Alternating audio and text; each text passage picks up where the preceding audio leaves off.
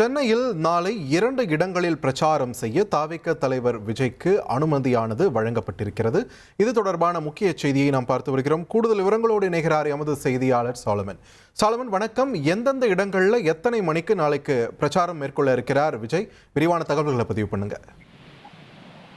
தமிழக வெற்றி கழகத்தோட தலைவரான விஜய் அவர்கள் தொடர்ச்சியாக தேர்தல் பிரச்சாரத்தை பல்வேறு மாவட்டங்கள்ல அவர் மேற்கொண்டு வருகிறார். சமீபத்துல புதுச்சேரியில அவர் தேர்தல் பிரச்சாரத்தை மேற்கொண்ட நிலையில மீண்டும் சென்னையில பிரச்சாரம் நடத்த அவர் திட்டமிட்டு அவர் மாவட்ட செயலாளர் சார்பில் சென்னையில எந்தெந்த இடங்கள்ல தேர்தல் பிரச்சாரம் மேற்கொள்ள இருப்பதாக அதற்கான கடிதத்தையும் தேர்தல் ஆணையத்திடம் கொடுத்திருந்தனர். இந்த நிலையில மொத்தம் 5 இடங்கள்ல பிரச்சாரம் மேற்கொள்வதற்காக அவர்கள் அனுமதி கடிதத்தை தேர்தல் அலுவலகத்துல கொடுத்திருக்கிறார்கள். அந்த தேர்தல் அலுவலகத்துல தொடர்ச்சியாக காவல்துறையிடம் தான் என்ஓசி ஆனது வழங்குமாறு தெரிவிப்பார்கள்.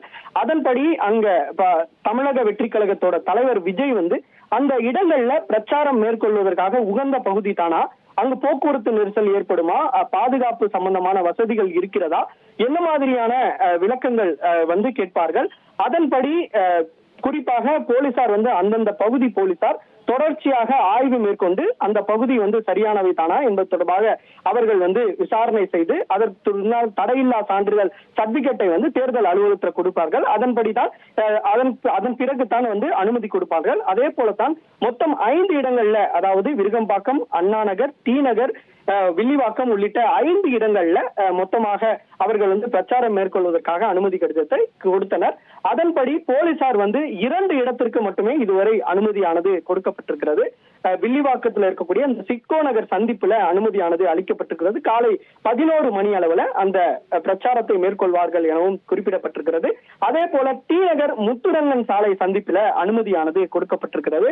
அது 2 மணியிலிருந்து 6 மணி வரையில அவர்கள் அந்த தேர்தல் பிரச்சாரத்தை மேற்கொள்ளலாம் எனவும் அந்த தகவலானது தெரிவிக்கப்பட்டிருக்கு. மற்ற 3 இடங்களிலும் இதுவரை அனுமதி கொடுக்கப்படவில்லை. விருகம்பாக்கம் அந்த சட்டமன்ற தொகுதிக்குட்பட்ட அந்த கோயம்பேடு ஜெய்நகர் பார்க் பகுதியில போக்குவரத்து நெரிசலை காரணம் காட்டி தற்போது வரை அனுமதியானது கிடைக்கவில்லை. அது தொடர்பாக ஆலோசனையும் நடைபெற்று வருகிறது. அதே போல அசோக் நகர் நடுக்கோயில் தெரு பகுதியிலும் தற்போது வரை அனுமதியானது கொடுக்கப்படவில்லை. திருமங்கலம் டிவிகே நகர் பகுதியில போக்குவரத்து நெரிசலும் காட்டி இதுவரை அனுமதியானது மறுக்கப்பட்டிருக்கிறது.